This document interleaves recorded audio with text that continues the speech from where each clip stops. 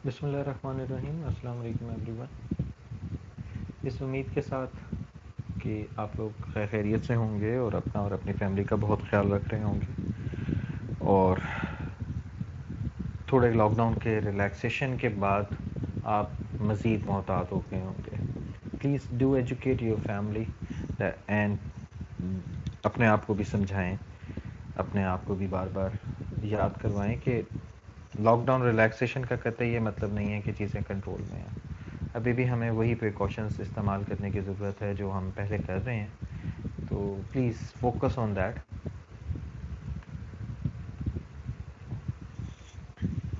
Okay, last time हमने बात की थी लीड कंपनसेटर के बारे में। लीड कंपनसेटर को हमने बड़ी डिटेल में देखा था और हमने लीड कंपनसेटर के बारे में बात की थी कि कैसे डिज़ाइन होता है। लेकिन उस पूरे टॉपिक में या उस पूरी डिस्कशन के दौरान मैंने आप लोगों को ये नहीं बताया कि लीड कंपनसेटर हम यूज़ क्यों कर रहे हैं। लेकिन जो हमने एग्जांपल सॉल्व की उसमें ज़ाहिर है क्लियर कट एक बात हमने डिस्कस की कि हमने जीटा और ओमेगा एन चेंज करना था। ठीक है, जीटा और ओमेगा एन को चेंज करना था। मैं लीड कंपनसेटर की बात कर रहा हूँ। जीटा और ओमेगा एन को चेंज करना था, दैट इज हमने जीटा और ओमेगा एन चेंज करने का मतलब क्या है कि हमने उसका ट्रांजिएंट बिहेवियर चेंज करना है। ट्रांजिएंट की बात कर रहे हैं हम। अगर हमें किसी भी सिस्टम का ट्रांजिएंट बिहेवियर चेंज करना हो, ट्रांजिएंट बिहेवियर चेंज करने का मतलब क्या है कि हमने जीटा और ओमेगा एन की वैल्यू चेंज करनी हो। ठीक है, अगर हमने ट्रांजिएंट चेंज करना है, जीटा और ओमेगा एन की वैल्यू चेंज करनी है, तो उसका मतलब क्या है कि रूट लोकस चेंज होगा। रूट लोकस की शेप पे फर्क आएगा, रूट लोकस चेंज हो जाएगा। तो रूट लोकस अगर हमें की शक्ल चेंज करनी हो तो हम जो है वो लीड कंपनसेटर लगाते हैं। ये सारी बातें एक ही हैं, जीटा चेंज करना, ओमेगा एन चेंज करना, ट्रांजिएंट रिस्पॉन्स चेंज करना या रूट लोकस की शेप को चेंज करना, ये सारी एक ही बातें हैं और एक ही चीज़ को रिफ्लेक्ट कर रही हैं कि हम अपने सिस्टम को क्या करना चाहते हैं। हम अपने सिस्टम में अपने सिस्टम का ट्रांजिएंट रिस्पॉन्स बेहतर करना चाहते हैं। ठीक है, अच्छा, अब समटाइम ऐसा होगा कि हम अपने सिस्टम का ट्रांजिएंट रिस्पॉन्स नहीं चेंज करना चाहते बल्कि हम उसका स्टेडी स्टेट रिस्पॉन्स चेंज करना चाहते हैं। Steady state response. Steady state response का मतलब क्या है कि मैं चाहता हूं कि मेरे जो सिस्टम है, मेरा उस सिस्टम का मतलब स्टेडी स्टेट एरर है या एरर वेलोसिटी एरर कांस्टेंट है या पोजीशन एरर कांस्टेंट है या एक्सेलरेशन एरर कांस्टेंट है, वो चेंज हो जाए। तो उसको जब चेंज करना होगा हमें, उसके लिए हम लैग कंपनसेटर यूज करेंगे। ठीक है, लैग कंपनसेटर के बारे में ऑलरेडी हम बात कर चुके हैं कि एक लीड कंपनसेटर होता है, एक लैग कंपनसेटर होता है। कैसे लीड बनता है, कैसे लैग बनता है, इसके बारे में हम पिछले लेक्चर्स में बात कर चुके हैं। लेकिन अभी जो मैं बात आपसे कर रहा हूँ कि लैग कंपनसेटर हम जो बनाएंगे, कब बनाएंगे, जब हमने अपने सिस्टम का स्टेडी स्टेट ठीक करना हो। तो यहाँ पे थोड़ा सा फोकस करें कि आई एम सेइंग के ट्रांजिएंट रिस्पॉन्स ठीक है, जीटा ओमेगा को चेंज करने की जरूरत नहीं है, रूट टोकस की शेप को भी चेंज करने की जरूरत नहीं है। सिर्फ हमें क्या करना है, हमें लेट से एरर मिनिमाइज करना है, स्टेडी स्टेट एरर को कम करना है या उसको मिनिमाइज करना है। तो उसके लिए हम क्या करेंगे उसके बारे में मैं बात कर रहा हूँ। ठीक हो गया? तो उसके लिए हम लैग कंपनसेटर यूज करेंगे। लैग कंपनसेटर का आपको पता है जो ट्रांसफर फंक्शन है वो हमने लास्ट टाइम बात की थी, तो वो था के C equals K C into S plus one over T. ठीक है, S plus one over beta T, alpha T. ठीक है, यहाँ पे अल्फा था जी। और लैग लीड कंपनसेटर के लिए हमने क्या कहा था, लीड कंपनसेटर के लिए अल्फा जो है वो लेस देन वन होगा। ठीक है, लीड कंपनसेटर में अल्फा जो है वो लेस देन वन होगा। लैग कंपनसेटर में हमने बात की थी कि अल्फा जो है वो ग्रेटर देन वन होगा। अब मैं कंफ्यूजन अवॉइड करने के लिए मैं क्या कहता हूँ कि जो अल्फा अगर लैग कंपनसेटर के लिए हम यूज करते हैं, उस अल्फा को मैं बीटा कह रहा हूँ। ठीक है, just to rename it, just to change the name ताकि हमारी कंफ्यूजन ना रहे। लेकिन बात अभी भी वही है कि alpha is greater than one. मैंने क्या किया, लैग कंपनसेटर के लिए मैंने अल्फा को बीटा कह दिया है। ठीक है, बाकी कोई और चीज नहीं चेंज की मैंने। तो मैं क्या कह रहा हूं, मैं ये कह रहा हूं कि आपका अल्फा जो है वो बराबर है बीटा के और beta is greater than one, just to differentiate between the lead and lag compensator. अब मुझे ये अंडरस्टूड हो गया कि अगर मैं ट्रांसफर फंक्शन में मतलब मेरी अंडरस्टैंडिंग के लिहाज से कि अगर हम ट्रांसफर फंक्शन में अल्फा यूज करेंगे तो basically that will always be less than one and that will be reflecting your lead compensator. जब मैं अपने ट्रांसफर फंक्शन में बीटा यूज करूंगा तो that is lag compensator and beta will always be greater than 1। तो ये clarity हमें आ गई, ठीक हो गया। तो बीटा हमारा ग्रेटर देन 1 हो गया, ये लैग कंपनसेटर हो गया, ठीक है। अब लैग कंपनसेटर हम यूज कब करेंगे, जब हमें अपना क्या करना होगा, स्टेडी स्टेट रिस्पॉन्स बेहतर करना होगा, ठीक है। उसको उसको बेहतर करने के लिए हमें जो कुछ करना पड़ेगा तो हम लैग कंपनसेटर यूज कर लेंगे। लैग कंपनसेटर लीड कंपनसेटर की तरह एक जीरो ऐड करेगा और एक पोल ऐड करेगा। फर्क सिर्फ ये होगा कि zero will be lagging the pole, ठीक है, यानी कि zero will be lagging the pole, pole पहले आ जाएगा और जीरो बाद में आ जाएगा, ठीक है। तो इसको हम लैग कंपनसेटर का नाम देंगे। यहां तक क्लियर होगी बात। अच्छा, अब इसमें एक और जो खास बात है वो जरा सोचने वाली या उसके ऊपर फोकस करने वाली चीज है। जब मैं ये कह रहा हूं कि लीड कंपनसेटर, जिसका मैंने कहा कि रूट लोकस उससे रिलेटेड है, या जीटा और ओमेगा एन चेंज होने के लिए रूट लोकस की शेप चेंज होगी। लेकिन जब मैं स्टेडी स्टेट रिस्पांस की बात कर रहा हूं तो स्टेडी स्टेट रिस्पांस का मतलब क्या है कि रूट लोकस की शेप पे मुझे कोई इतराज नहीं है। यानी कि मैं ये कह रहा हूं कि जो हमारी एग्जांपल थी रूट लोकस की, ये रूट लोकस की एक शेप है, इस पे मुझे कोई इतराज नहीं है। इस पे जो जीटा और ओमेगा एन सेट किया हुआ कोई भी डोमिनेंट क्लोज लूप पोल है, एक्सेप्टेबल है, क्योंकि जीटा और ओमेगा एन की वजह से मुझे डोमिनेंट क्लोज लूप पोल की लोकेशन पता चल रही है। उससे मुझे पता चल रहा है कि जो जीटा चाहिए और जो ओमेगा एन चाहिए वो मेरी मर्जी के मुताबिक है, मेरी परफॉर्मेंस रिक्वायरमेंट के मुताबिक है, तो इनको चेंज करने की जरूरत नहीं है। जब इनको चेंज करने की जरूरत नहीं है तो इसका मतलब है रूट लोकस की शेप चेंज नहीं होगी, ठीक है। Pay attention to my words, मैं क्या कह रहा हूँ कि जीटा और ओमेगा एन चेंज नहीं करना चाहते तो रूट लोकस की शेप चेंज नहीं होनी चाहिए या नहीं होगी। लेकिन एक और बात भी है कि जब आप किसी भी सिस्टम में जीरो और पोल ऐड करते हैं, आपको पता है जब भी जीरो ऐड होगा, जब भी पोल ऐड होगा तो क्या होगा, रूट लोकस की कोई ना कोई तो कुछ ना कुछ तो शेप चेंज होगी, ठीक है। तो अगर रूट लोकस की शेप चेंज हो गई तो जीटा और ओमेगा एन चेंज हो जाएगा।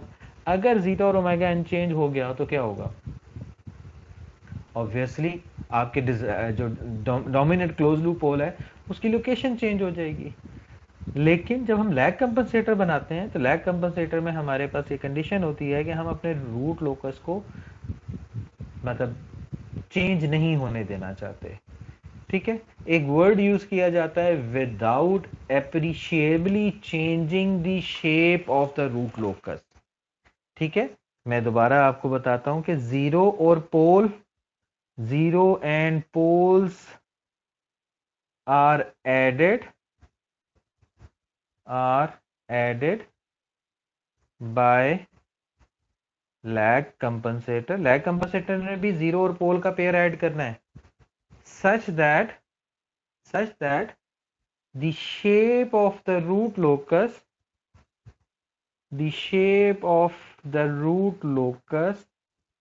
does not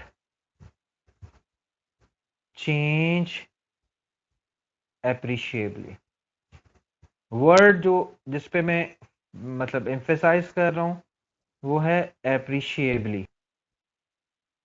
एप्रिशिएबली का मतलब क्या है कि कोई ज्यादा विजिबल नहीं है चेंज, बहुत थोड़ा सा चेंज है, ज्यादा इतना चेंज नहीं है कि मैं उसको उस चेंज को कहूं कि ये चेंज भी है, ठीक है। तो ये इंपॉर्टेंट है।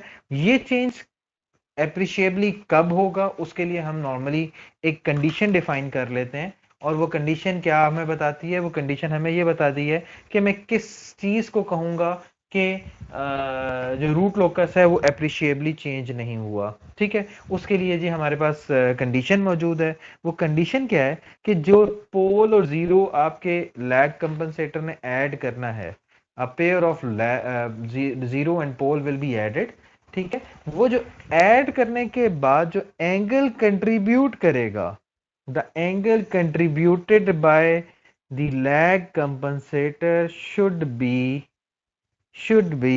इन बिटवीन, मतलब अगर मैं ये कहूं S1+1/t, S+1/t, इसको S1 कह लें या S कह लें, जो भी आप कहते हैं, ओवर S+1/βt, ठीक है। ये एंगल है, ये एंगल जो है वो 0 और -5 के दरमियान होना चाहिए। अगर आप याद करो तो हमने जब लीड कंपनसेटर ऐड किया था तो उसमें हमने ये जो एंगल था ये 30 डिग्री एंगल कंट्रीब्यूट हुआ था। जबकि मैं अब बात क्या कर रहा हूँ, मैं कह रहा हूँ कि अगर वो एंगल बिटवीन 0 एंड -5 होगा तो आपके रूट लोकस की शेप में एप्रिशिएबल चेंज नहीं आएगा। ठीक है, तो हमें ये इंश्योर करना होगा कि आपका ज़ीरो और पोल कुछ इस तरह से आपस में रखे जाएं, इस तरह से उनके दरमियान आप मैनेज करें कि वो एंगल 0 और -5 के दरमियान हो। अच्छा, लैग कंपनसेटर लीड कंपनसेटर की के कंपैरिजन में बनाना आसान है। ठीक है, मतलब इतना मुश्किल मुश्किल मतलब ज़्यादा स्टेप्स नहीं है जिस तरह के आपके पास लीड कंपनसेटर के स्टेप्स थे। ठीक है, इसके कुछ स्टेप्स जो हैं वो कम भी हैं और मतलब आसान भी है ये बनाना। और अच्छा, एक कंडीशन आपने एंगल की लगाई लैग कंपनसेटर की, इसी तरह से एक और जीरो लैग कंपनसेटर का ऐड किया है या उसके अंदर जीरो और पोल ऐड किया है, तो आपके पास जो भी कंडीशन बनती है 1/β t। ठीक है, इनका जो मैग्नीट्यूड है, ठीक है, at desired dominate close loop पोल,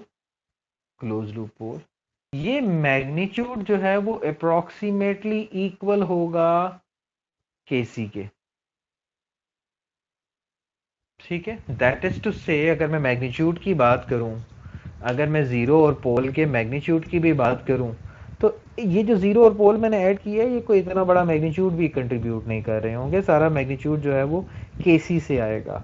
अगर ये कोई मैग्नीट्यूड कंट्रीब्यूट करना शुरू हो जाएंगे तो इसका मतलब है कि इनके दरमियान जो एंगल है वो 5 डिग्री से ज़्यादा हो चुका हुआ होगा।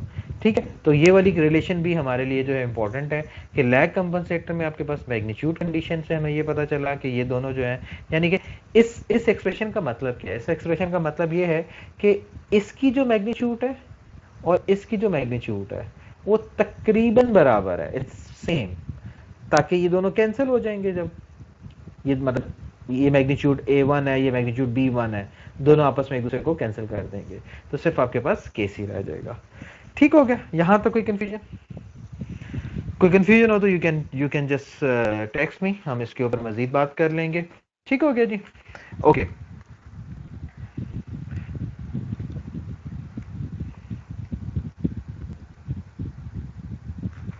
चलें हम डायरेक्टली उसके स्टेप्स पे आ जाते हैं जी।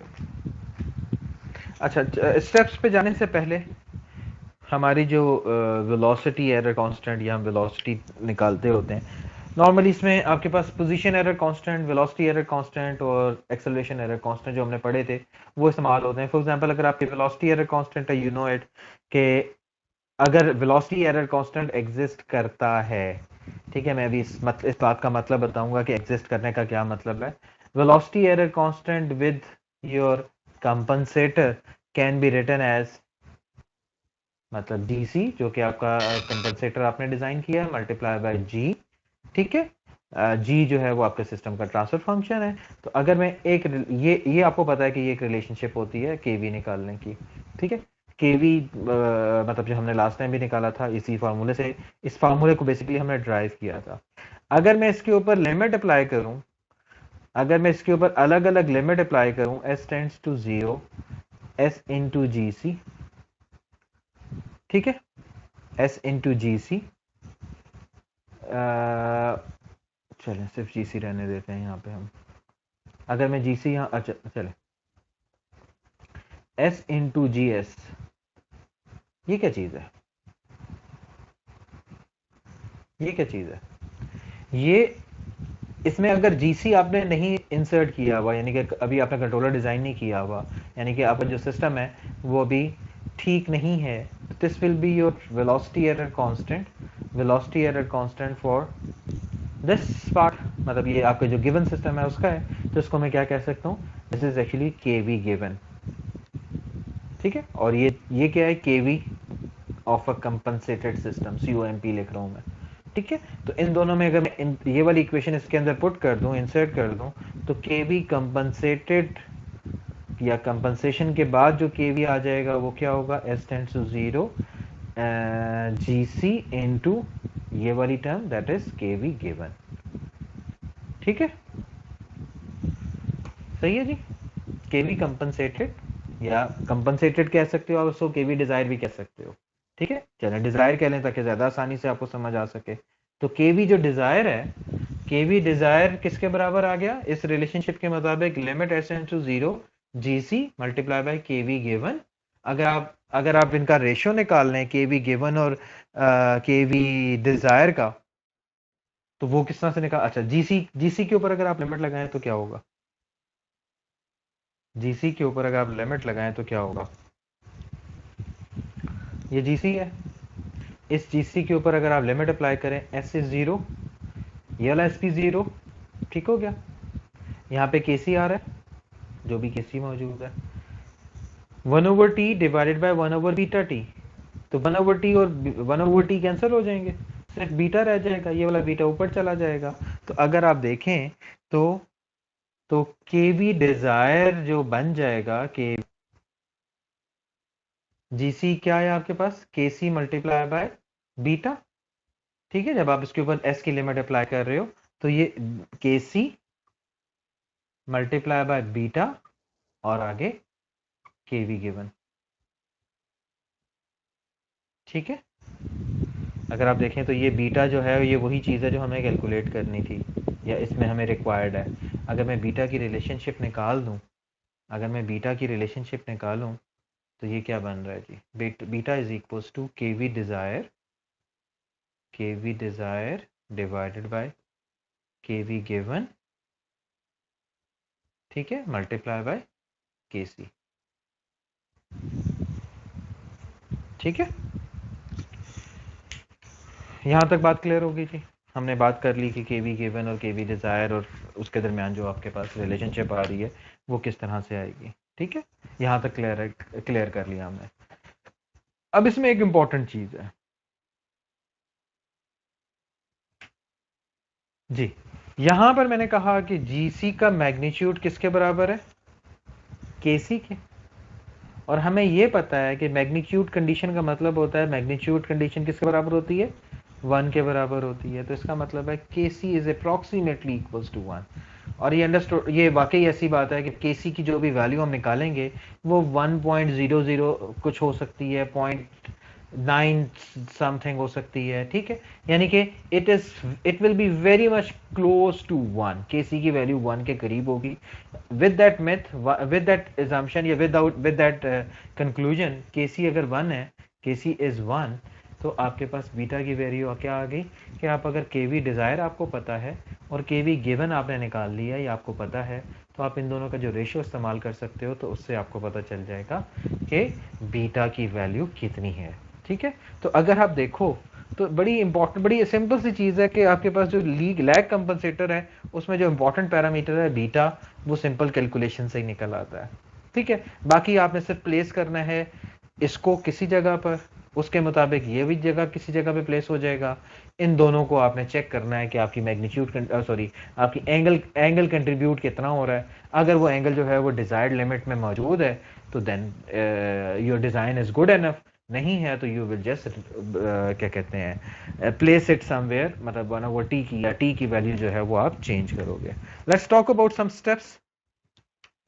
इसके स्टेप्स की अगर मैं बात करूं तो हमारे पास कुछ स्टेप्स मौजूद हैं जिनको हम इस्तेमाल कर मतलब जो यूज करते हैं, ठीक है। तो पहला स्टेप है जी, हमने रूट लोकस ड्रॉ कर देना है, ड्रॉ रूट लोकस, ठीक है जी।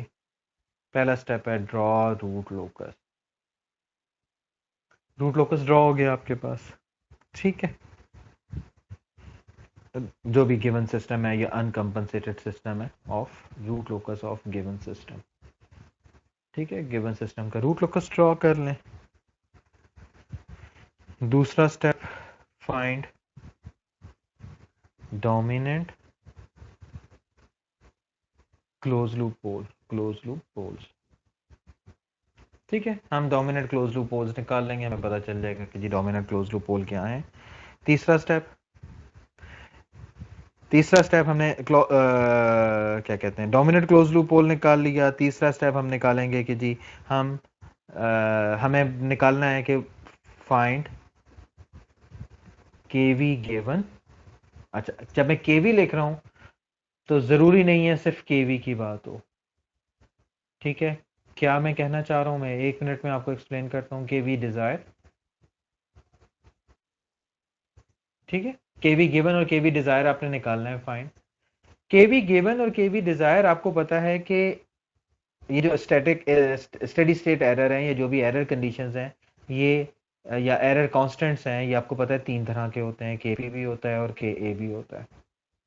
किसी एक प्रॉब्लम में सिर्फ एक एरर कांस्टेंट एग्जिस्ट करता है, या तो वो वेलोसिटी एरर होगा, ठीक है, बाकी जो है वो एक जीरो होगा और दूसरा जो है वो क्या कहते हैं इन्फिनिटी हो सकता है, मतलब के पी जीरो होगा, के ए इन्फिनिटी होगा, या वाइस वर्सा, ठीक है। तो आपको ये पता है कि एक कांस्टेंट वैल्यू या एक कांस्टेंट जो पैरामीटर या वैल्यू है वो सिर्फ एक ही सिस्टम की होती है, या एक ही कांस्टेंट की होगी, वो कोई एक कांस्टेंट होगा, ठीक है।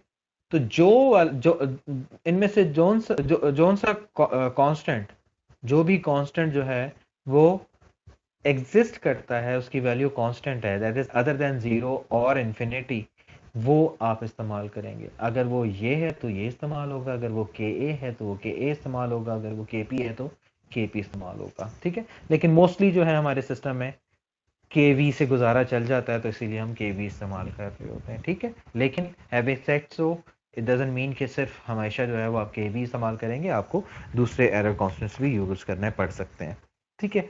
फाइंड के वी गिवन एंड के वी डिजायर, इससे आप निकालेंगे क्या, find the value of, find value of beta by using the relationship कि बीटा किसके बराबर है, बीटा जो है वो के वी डिजायर और के वी गिवन के बराबर है। अच्छा, आप मुझसे एक सवाल पूछ सकते हैं कि सर आपने जो रिलेशन डिराइव की है वो तो के वी के हिसाब से की है। यस, वो मैंने के वी के हिसाब से की है। अगर यहाँ पर के ए होगा तो इसकी रिलेशन आप फिर दोबारा से कोई और निकालेंगे, मतलब वो के ए के हिसाब से निकलेगी। इसी तरह से अगर के पी होगा तो वो के पी के हिसाब से निकलेगी। लेकिन for the time being I am taking it कि के वी से हम अपना काम आगे प्रोसीड कर रहे हैं, ठीक है। अच्छा, ये निकाल लिया। पांचवें स्टेप में हम अज्यूम कर लेंगे अपना, अज्यूम कि हमारा जो कंपनसेटर है that is given as G C, which is equals to what, which is equals to K C, ठीक है। इसके ऊपर हेड डाल रहा हूँ ताकि डिफरेंस क्लैरिटी के साथ रहे कि के सी का ये लैग कंपनसेटर का कांस्टेंट है 1/बीटा टी, ठीक हो गया।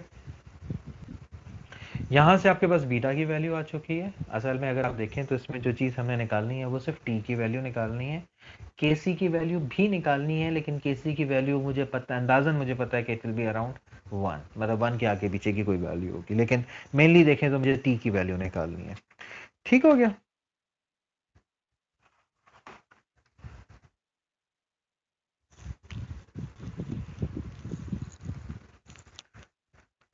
अच्छा जी, इसको आप अगर जनरलाइज करना चाहते हो, फाइंड के वी गिवन एंड के वी डिजायर, तो आप इसको ये भी कर सकते हो, particular find particular error constant for the problem, ठीक है। फाइंड मैं इसको चेंज कर देता हूँ, फाइंड पर्टिकुलर, ठीक है, error constant for given system, मतलब जो भी गिवन सिस्टम का एरर कांस्टेंट बनता है वो आप निकाल लें। वो के पी हो सकता है, वो के वी भी हो सकता, के ए भी हो सकता है और के वी भी हो सकता है, ठीक हो गया। पांचवा स्टेप हमने कर लिया जी। छठा स्टेप देख लेते हैं जी। छठा स्टेप है हमारे पास, छठा स्टेप बड़ा सिंपल सा है, दैट इज पुट पोल या प्लेस पोल, ठीक है, अपने रूट लोकस में प्लेस कर दें। प्लेस पोल एंड जीरो, ठीक है, जीरो और पोल आपने प्लेस किया सच दैट, मतलब जरा वर्ड पे गौर करें, प्लेस करना है आपने पोल और जीरो को, किसी भी जगह पे, किसी भी अपनी जो भी मर्जी है आपकी, उस जगह पर आप प्लेस करें such that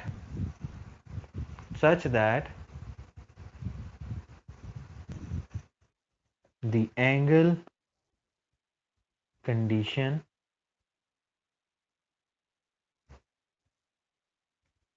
is satisfied. Clear? मतलब मैं क्या करूंगा, मैं अपने सिस्टम में कहीं पे पोल प्लेस कर दूंगा, उसके साथ पे जीरो प्लेस कर दूंगा, कहीं पे भी कर लिया, ठीक है। बीटा मुझे पता है, वैसे तो खैर अगर मैं सिर्फ पोल प्लेस कर दूं, लेट से मैं पोल प्लेस कर दूं ओरिजिन पे, या मतलब जीरो समथिंग, 0 पॉइंट समथिंग पे, लेट से 0 पॉइंट क्या है जी, 0.01 पे कर दिया मैंने, 0.01 पे मैंने पोल प्लेस कर दिया, तो 0.0 पे मैंने जीरो प्लेस कर दिया। अब पोल मुझे पता है, बीटा की वैल्यू मुझे पता है कि बीटा की वैल्यू क्या है, तो इसका मतलब है जो पोल है, पोल की लोकेशन क्या होगी, 1/द beta whatever I have, ठीक है। और अगर वो 0.01 मुझे, मतलब मैंने जहाँ पे प्लेस किया हुआ है, तो मुझे पता है कि यहाँ पे मैंने 0.01 के हिसाब से इसको मल्टीप्लाई कर देना। कैसे करना है अभी एग्जाम्पल से इसको एक्सप्लेन करता हूँ। एंगल कंडीशन के ऊपर मैं पहले बात कर चुका हूँ। एंगल कंडीशन क्या है? एंगल कंडीशन इज कि ये जो पोल और जीरो हैं, they should contribute an angle of angle between -5 and 0, इससे ज्यादा नहीं होना चाहिए। ठीक हो गया जी? ओके जी, लेट्स टॉक अबाउट, ओके। उसके बाद अगर 7वां स्टेप देखते हो, तो आप जो है वो नया रूट लोकस ड्रॉ करोगे, draw new root locus. New root locus का मतलब क्या है? The root locus of G C and G, ठीक है। जी सी एंड जी का जो है वो आप रूट लोकस ड्रॉ कर दोगे, और उससे desired dominant close loop pole already आपको पता थे, ठीक है। जो नया रूट लोकस आएगा उसके उसके हिसाब से आप उसको, उसकी मैग्नीट्यूड कंडीशन से उसकी वैल्यू निकाल लेंगे, ठीक है। एडजस्ट केसी, थोड़ी बहुत एडजस्टमेंट करना पड़ेगी, क्योंकि रूट लोकस बिल्कुल, ये तो नहीं है कि बिल्कुल चेंज ना हो, 5 डिग्री के मुताबिक कुछ ना कुछ तो चेंज होगा। तो वो जो थोड़ा बहुत चेंज होगा, उसकी वजह से आपको केसी की वैल्यू को रीएडजस्ट करना पड़ेगा, तो वो आपका ब्लैक कंपनसेटर डिजाइन हो जाएगा। एग्जाम्पल से इसको क्लैरिफाई करते हैं फिर, ताकि हम जो है वो इस चीज को बेहतर तरीके से समझ सकें। ओके, लैग कंपनसेटर आपकी एक एग्जांपल है, उसको मैं रीड करता हूँ। 7.2 एग्जांपल है आपके टेक्स्ट बुक की, ठीक है। उसको मैं रीड करता हूँ, एग्जांपल 7.2। ओके जी, consider a system shown in figure 7.13a, ठीक है। और वो यूनिटी नेगेटिव फीडबैक सिस्टम के साथ है, जिसका जी जो है बराबर है 1.06 divided by s into S plus 1 into S plus 2। ठीक हो गया? क्लियर? ये आपके पास एक सिस्टम है। द रूट लोकस, उस सिस्टम का रूट लोकस उसने हमें दे दिया है। अगर नहीं देगा तो हमें बनाना आता है, हम बना सकते हैं। आपको ये पता है, ये वही वाला सिस्टम है मोरल, मतलब जो हमें पहले सॉल्व किया हुआ है, कि तीन पोल्स हैं, ये तीन पोल्स हैं, ठीक है। एक 0 पे है, एक -1 पे, और एक -2 पे, ठीक है। ये तीन पोल्स हैं यहाँ पर। Desired dominant, sorry, given system के डोमिनेंट क्लोज लूप पोल। अच्छा, चले यहाँ पे मैं एक और कॉन्सेप्ट भी क्लियर कर दूं आपको। वैसे तो मैंने पहले भी आपसे बात की हुई है, लेकिन let's talk about that again. Dominant, अब जाहिर है कि इसके जो क्लोज लूप पोल्स हैं वो मैंने डॉट से रिप्रेजेंट किए हुए हैं, ठीक है। अब एक चीज होती है जिसको हम क्या कहते हैं, मैंने पहले भी आपको बात की हुई है, डोमिनेंट क्लोज लूप पोल।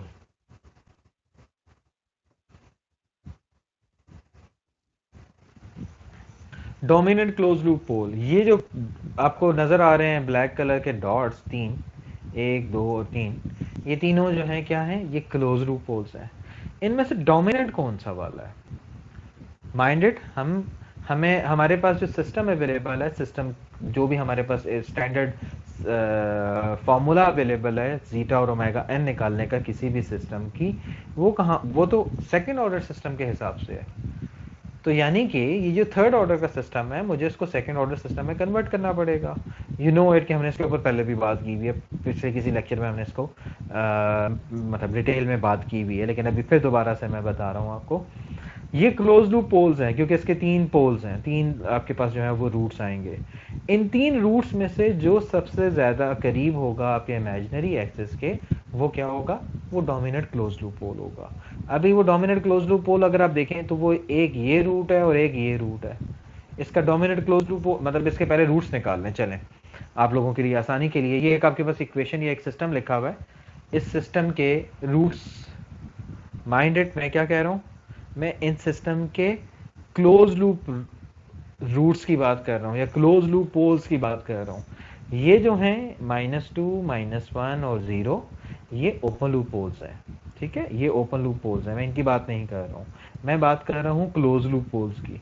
और जो मैं बात कर रहा हूं क्लोज लूप पोल की, उनमें भी मैं मजीद बात एक और ऐड कर रहा हूं कि इन 3 क्लोज लूप पोल्स में से जो डोमिनेंट है, मैं उसकी बात कर रहा हूं। क्लोज लूप पोल कैसे निकाला जाता है? क्लोज लूप पोल निकाला जाता है आपकी कैरेक्टरिस्टिक इक्वेशन से। ये सिस्टम की कैरेक्टरिस्टिक इक्वेशन है, यानी कि 1 प्लस जी एच, जी आपके पास 1.06 over s into S plus 1 into S plus 2 equals to 0।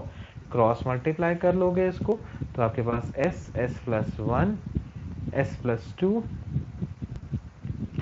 Plus 1.06 equals to 0।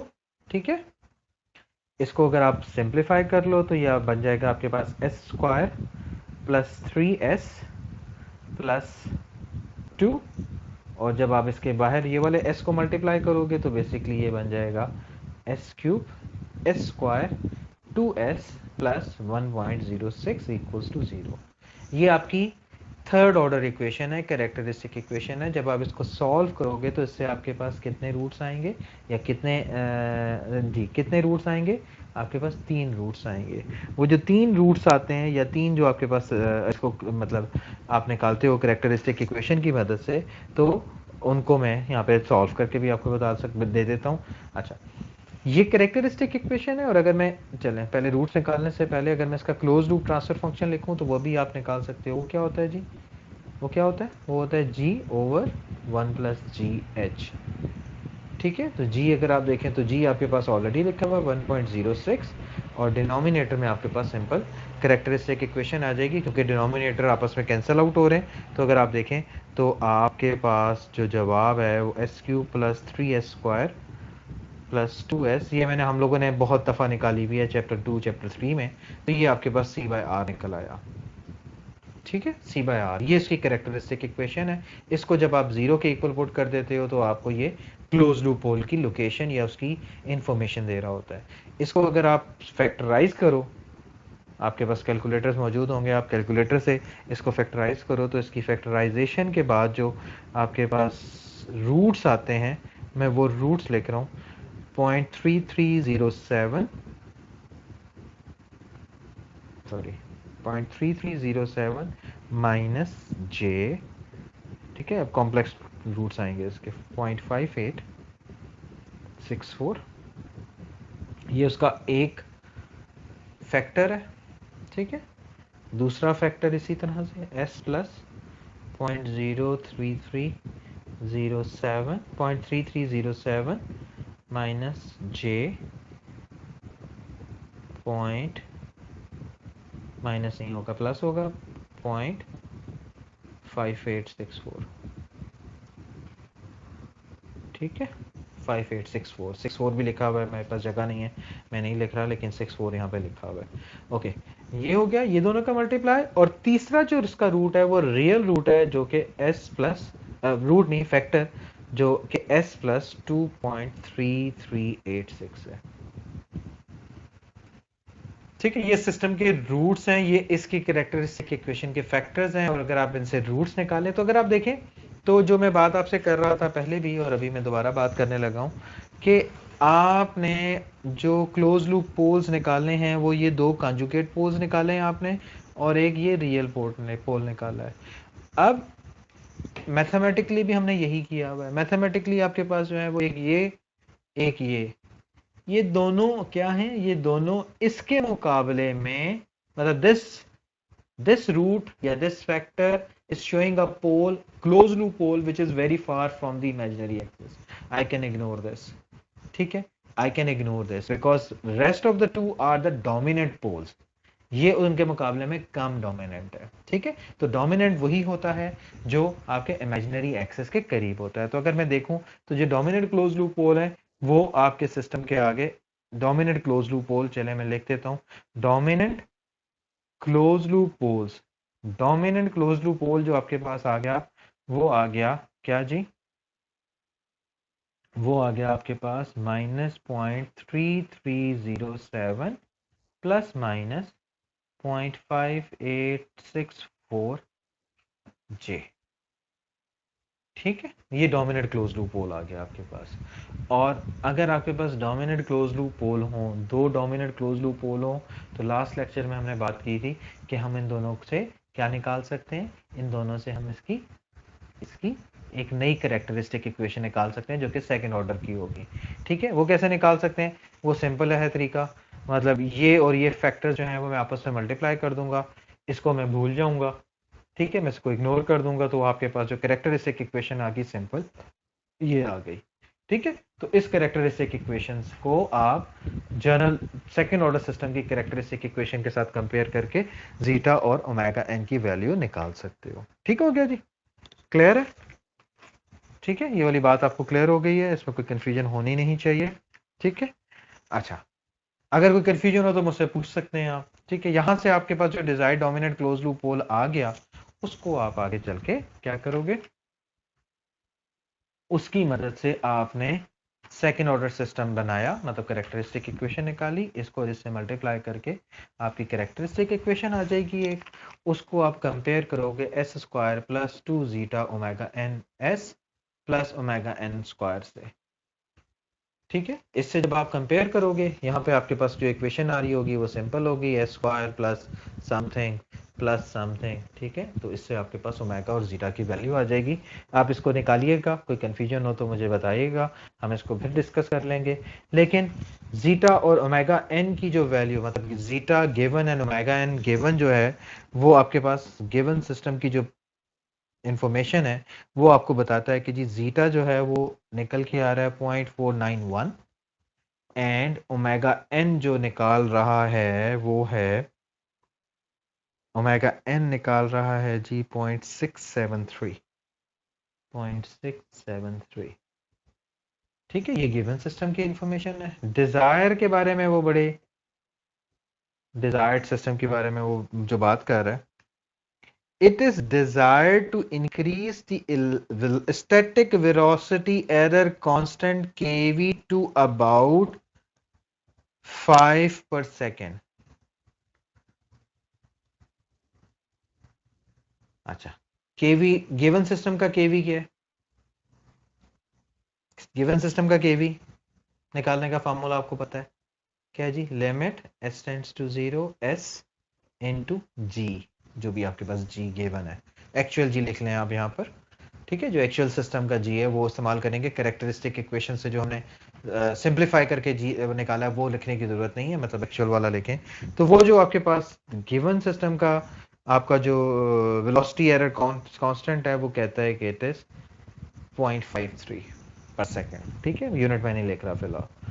Desired system का अगर आपकी बात करें तो डिजायर्ड सिस्टम के बारे में वो कहता है, जरा स्टेटमेंट को गौर से सुनिएगा. It is desired to increase the static velocity error constant kv to about 5 per second. ठीक है, ये गिवन सिस्टम का 0.53 है. केवी डिजायर के बारे में उसने खुद इंफॉर्मेशन दी है, वो कहता है कि इसका जो है ये तकरीबन 5 हो जाना चाहिए.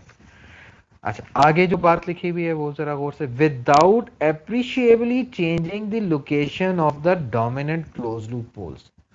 ठीक है, वही एप्रिशिएबल का वर्ड है जो मैंने आपको पहले एक्सप्लेन किया कि आपके डोमिनेंट यानी कि जो जीटा और ओमेगा एन है वो एप्रिशिएबली चेंज नहीं होने चाहिए.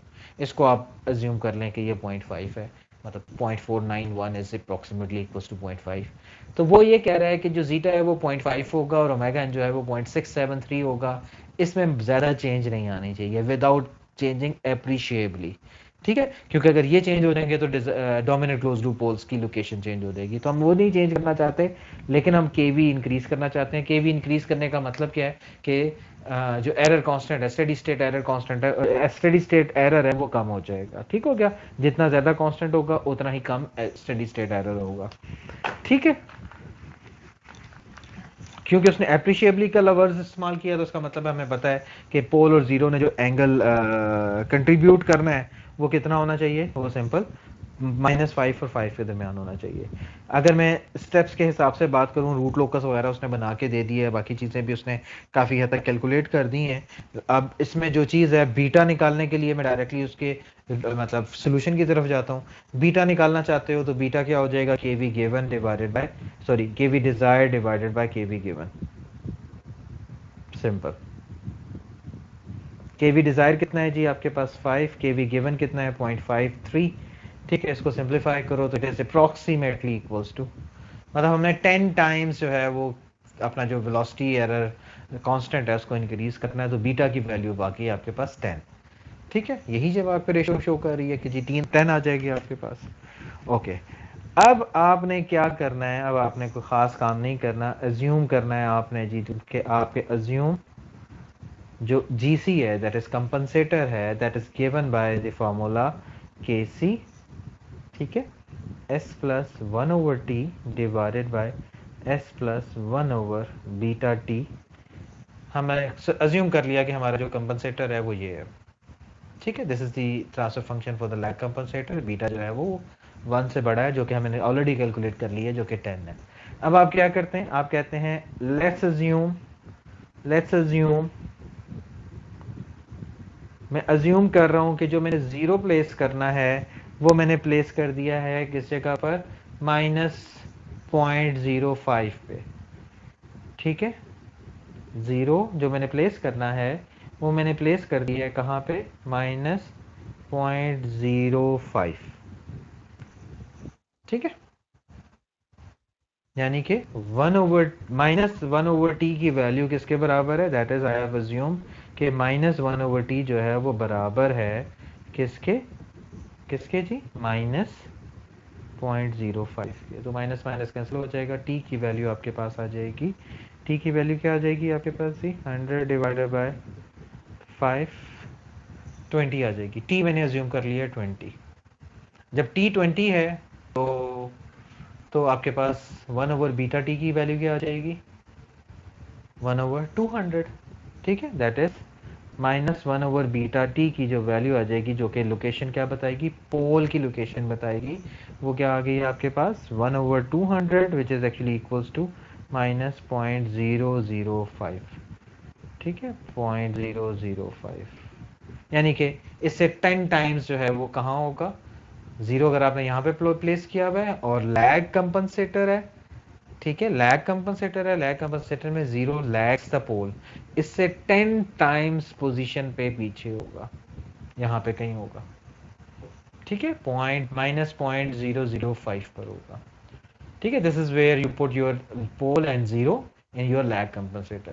मैंने कोई हार्ड एंड फास्ट रूल इस्तेमाल करके इसकी कैलकुलेशन कुछ भी नहीं की, ठीक है। मैंने सिर्फ बीटा निकाला, बीटा निकाल लेने के बाद मैंने उसके मुताबिक खुद से ही एक जीरो पुट कर दिया, अपनी मर्जी से, अपनी मर्जी की लोकेशन पे। आप चाहो तो कहीं और भी पुट कर देना, ठीक है। चेक करना कि क्या वाकई इससे कोई फायदा होता है। मैं भी एक यहाँ पे एक टिप ऐड करूंगा उसी के मुताबिक। मुझे क्योंकि बीटा पता था तो मुझे ये पता चल गया कि जो भी मैंने लोकेशन पुट की हुई है, यानी कि 1/t की वैल्यू मेरे पास ऑलरेडी 0.5 मौजूद है, उसको मैंने बीटा से डिवाइड किया, 0.05 थी तो बीटा 10 था, 10 से डिवाइड करके 0.005 मेरे पोल की लोकेशन आ गई, ठीक है।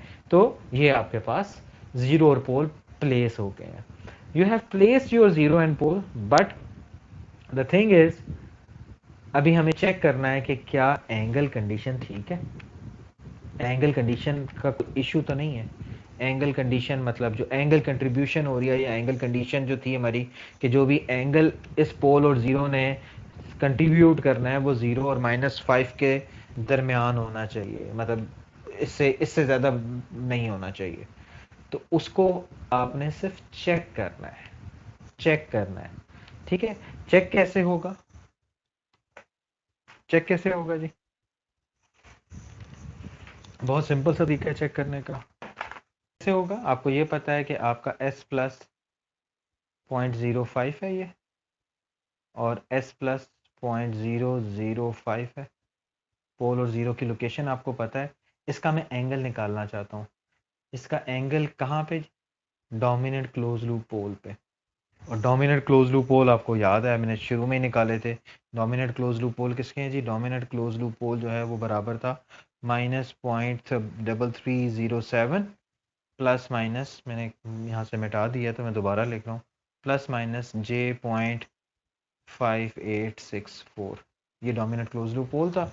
ठीक है, एस की जगह ये वैल्यू पुट करके निकालना आता है आपको। एस की जगह ये वैल्यू आप पुट करोगे, ठीक है। इस की तरह से एस की जगह यहाँ पे ये वैल्यू पुट करोगे। ऊपर वाले सिस्टम का अलग आपके पास, मतलब इमेजिनरी और कॉम्प्लेक्स नंबर, इमेजिनरी नंबर और रियल और इमेजिनरी आपको पता है ना। एंगल, चले, this will be equals to what? Angle of the numerator divided by the angle by the denominator, ठीक है, जिसको आप एक्चुअली क्या कहते हो? Numerator minus the angle of the denominator. ठीक है, ये हमने ऑलरेडी इस्तेमाल किया हुआ है। Angle of numerator will be equals to what? Tangent inverse of imaginary number over real. ठीक है, न्यूमरेटर में इमेजिनरी और रियल अलग अलग हो जाएंगे। ये रियल है, इसके साथ ये रियल है, और ये इमेजिनरी है। Imaginary part divided by the real part with the science. अब वो उसमें एंगल करेक्शन जो भी लगनी है, यू नो इट, हमने इसके ऊपर बहुत डिटेल में डिस्कशन की हुई है। इसी तरह से डिनोमिनेटर में भी यही होगा, tangent inverse of imaginary over real. ठीक है, minus tangent inverse of imaginary over real. ठीक है, अब इस इमेजिनरी ओवर रियल की बात अगर मैं करूं तो s plus 0.05 divided by s plus 0.005, ये डिनोमिनेटर है। इस डिनोमिनेटर में अगर आप देखो तो s की जगह जब आप ये वैल्यू पुट करोगे तो ये रियल और ये रियल ऐड हो जाएंगे, आप मतलब सब्ट्रैक्ट जो भी इसमें जो ये एक कंबाइन हो जाएंगे, ये इमेजिनरी नंबर होगा विद दी साइन, तो यहाँ से आपके पास एक और एंगल आ जाएगा। ठीक है, तो ये न्यूमरेटर का एंगल, ये डिनोमिनेटर का एंगल, दोनों को सब्ट्रैक्ट करोगे तो उससे आपके पास जो एंगल बनेगा, जो भी एंगल आएगा, आपने वो चेक करना है कि क्या वो एंगल -5 से कम एंगल कंट्रीब्यूट कर रहा है। ठीक है, यानी कि it should be less than -5 degree. तो वैसे जो आपकी बुक में जो कैलकुलेशन हुई है, इट इज एक्चुअली कंट्रीब्यूटिंग -4। ठीक है, मतलब 5 से कम होना चाहिए बस। ठीक है, तो आपके पास क्या हुआ? 5 से कम, मतलब 4 का एंगल कंट्रीब्यूट कर रहा है, तो you are okay with this angle contribution. तो एंगल कंडीशन सेटिस्फाई होगी, हमारी रेंज के मुताबिक एंगल जो है वो कंट्रीब्यूट हो गया। आगे हमने केसी निकालना है, तो केसी कैसे निकलेगा? मैग्नीट्यूड कंडीशन से निकलेगा। मैग्नीट्यूड कंडीशन क्या है जी आपके पास? मैग्नीट्यूड कंडीशन है जीसी मल्टीप्लाई बाय जी। ठीक है, दो के अगर अगर आप देखें तो जी सी मल्टीप्लाई बाय जी आपके पास क्या आ गया? अभी इसमें के सी आपको अननोन है, जी सी आपने लिखा है जो निकाला है 0.05 डिवाइडेड बाय एस प्लस 0.005। ठीक है, ये जी सी है, और इसके साथ जो आपका जी है that is 1.06 divided by S plus S into S plus 1 s plus 2। ठीक है, ये आपके पास क्या है? जी सी मल्टीप्लाई बाय जी, इन दोनों का प्रोडक्ट है, मतलब इन दोनों के आपके पास रिजल्ट आ गया। केसी आपके पास आ गया, केसी आगे रिजल्ट आ गया। अब इसके ऊपर आप क्या करोगे? इसके ऊपर आप मैग्नीट्यूड कंडीशन लगाओगे। मैग्नीट्यूड कंडीशन पॉइंट कौन सा है जी? पॉइंट वही desired dominant close loop pole.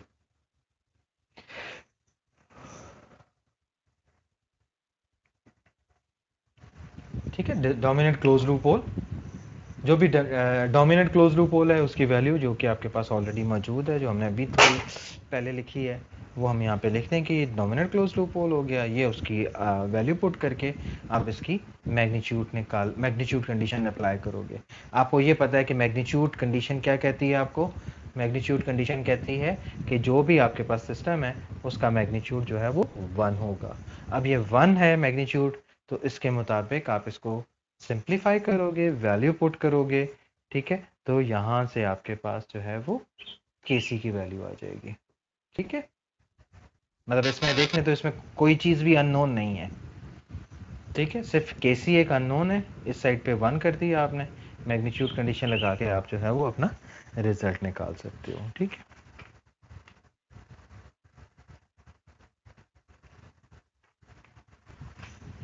ठीक है, so this is how you design your lag compensator. ठीक है, लैग कंपनसेटर जो है वो किस काम के लिए इस्तेमाल होता है? लैग कंपनसेटर इस्तेमाल होता है आपके सिस्टम को सिस्टम के स्टेडी स्टेट रिस्पांस को बेहतर करने के लिए। ठीक है, हमारा नेक्स्ट लेक्चर इंशाल्लाह इसी की कंटिन्यूएशन में होगा, क्योंकि अभी हमने पहले बात की कि क्या पहले हमने बात की कि हमारे सिस्टम का ट्रांजिएंट ठीक नहीं है, तो उसके लिए हमने एक कंपनसेटर लगाना था। बाद में हमने बात की कि ट्रांजिएंट ठीक है लेकिन स्टेडी स्टेट ख़राब है, तो तब आपका एक कंपनसेटर लगा। उसके बाद प्रॉब्लम आ सकती है कि ट्रांजिएंट और स्टेडी स्टेट दोनों ही ख़राब हैं, दोनों ही को ठीक करना है, तो फिर कैसे किया जाएगा? ठीक है, उसके ऊपर हम इंशाल्लाह नेक्स्ट लेक्चर में बात करेंगे। Thank you very much.